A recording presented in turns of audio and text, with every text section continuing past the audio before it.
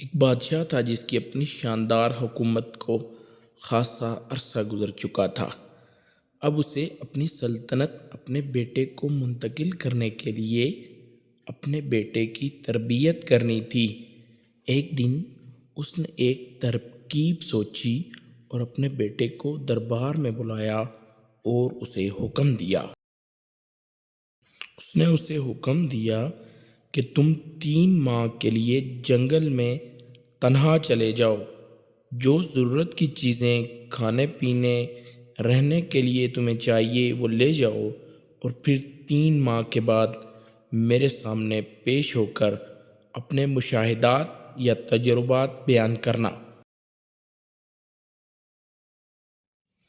بادشاہ کا بیٹا شہزادہ جنگل کی طرف چل دیا اور اس نے وہاں 3 ماہ گزارے اور پھر واپس اپنے باپ کے پاس 3 ماہ کے بعد حاضر ہوا۔ بادشاہ نے اس سے سوال پوچھا، تم نے 3 ماہ میں جنگل سے کیا تجربات حاصل کیے؟ بادشاہ کے بیٹے نے بتایا کہ اس نے جنگل میں گیدڑ دیکھے، ان کی آوازیں سنی، شیر کی گرج سنی، ہرن بھاگتے دیکھے، بارش دیکھی، سبزہ دیکھا، فلاں چیزیں سنی دیکھیں۔ جب بادشاہ کا بیٹا شہزادہ بات کر چکا تو بادشاہ نے کہا، تم امتحان پاس نہیں کر سکے، لہٰذا واپس جنگل میں جاؤ اور مزید 3 ماہ وہاں گزارو۔ بادشاہ کا بیٹا دوبارہ جنگل کی طرف چل پڑا۔ شہزادہ دوبارہ جنگل پہنچ گیا۔ اب کی بار وہ ہوشیار تھا کہ سابقہ تجربات سے بڑھ کر کچھ کرنا ہے۔ دن گزرتے گئے اور شہزادے کا ذہن کھلتا گیا۔ ایسے میں 3 ماہ گزر گئے اور وہ اپنے باپ بادشاہ سلامت کے دربار میں واپس پہنچ گیا۔ بادشاہ سلامت نے شہزادے سے پوچھا، اب بتاؤ کیا تجربات حاصل کیے؟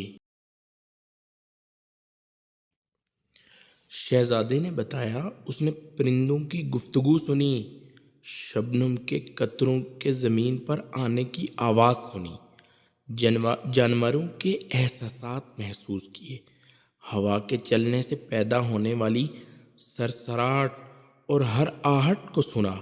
الغرض میں نے وہ آوازیں اور احساسات محسوس کیے جو عام لوگ نہیں سن یا محسوس کر سکتے۔ بادشاہ یہ سن کر تخت سے کھڑا ہو گیا اور شہزادے کو شاباش دی اور اسے کہا، اب تم اس قابل ہو کہ حکمرانی کر سکو۔ اس پر شہزادے نے سوال کیا، آپ نے مجھ سے یہ سب کچھ کیوں کروایا؟ تو بادشاہ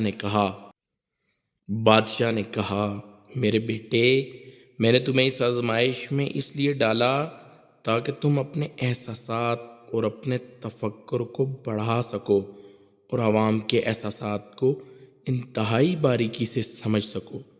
جو کچھ باقی لوگوں کو نظر نہ آئے یا نہ محسوس ہو وہ تمہیں محسوس ہو۔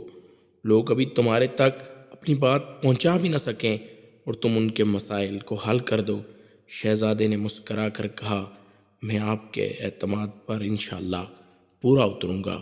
اس کہانی سے ہمیں 2 سبق ملتے ہیں کہ ہمیں بھی اپنے بچوں کی عملی تربیت کرنی چاہیے اور ہمارے حکمران احساسات سے مالا مال ہونے چاہیے۔